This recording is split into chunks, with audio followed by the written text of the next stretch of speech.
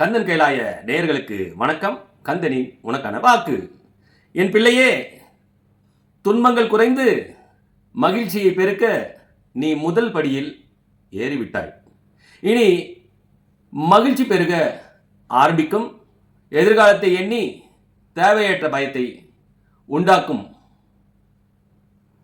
மனதிடம் சொல், என் இறைவன் என்னோடு இருக்கும்போது நான் ஏன் அஞ்ச வேண்டும்? உன்னை இந்த வாளில் பல நேரங்களில் நான் பாதுகாப்பாக கொண்டு சென்றுள்ளேன். நீயும் நான் காட்டும் வழியில் செல்கின்றாய். மனதை மகிழ்ச்சியாக வைத்துக்கொண்டு இன்பத்தை பெருக்கி துன்பத்தை குறைப்பாய். பொருளாதாரம் பெருகும், வறுமை சிந்தனைகள் குறையும்.